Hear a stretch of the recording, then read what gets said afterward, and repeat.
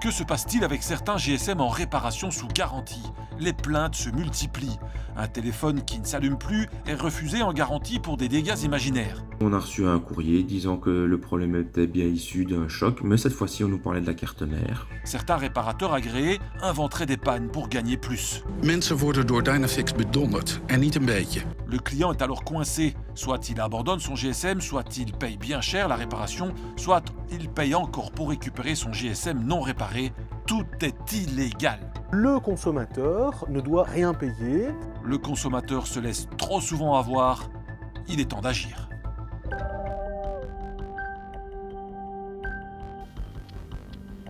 Coup de burin dans une coque de GSM.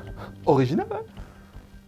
Ceci n'est pas une preuve. Ah oui, c'est vrai, ceci n'est pas une preuve. Mais pourtant, ça suffit très largement pour la plupart des réparateurs de GSM des grandes marques pour ne pas faire intervenir la garantie légale de réparation.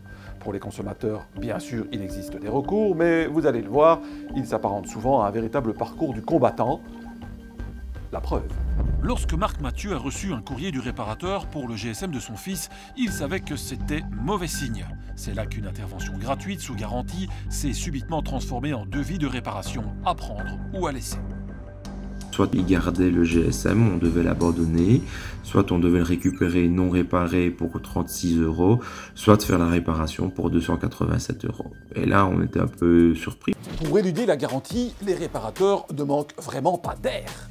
Ils évoquent soit des blessures de guerre, soit de la poussière, ou encore une manipulation de la carte mère.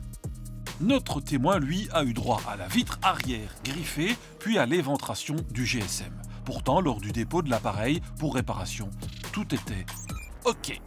On a fait le tour du GSM, on a enlevé la coque, on a vérifié que le GSM était en parfait état, qu'il fonctionnait, qu'il s'allumait. Alors, autant de mauvaise foi, comment est-ce possible?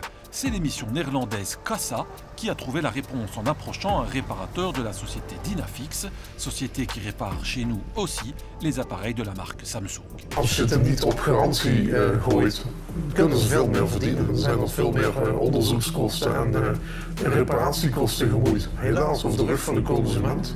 Zoveel mogelijk geld verdienen. Alors, que peut faire le consommateur face à cette triche organisée?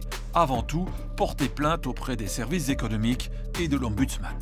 Alors l'ombudsman n'est pas un juge, mais il est un médiateur et il va donner sa proposition pour résoudre le conflit à l'amiable. Si les possibilités de trouver un accord amiable n'existent pas, on peut tout à fait aller en justice de paix et demander des dommages et intérêts. Ceci est une garantie légale.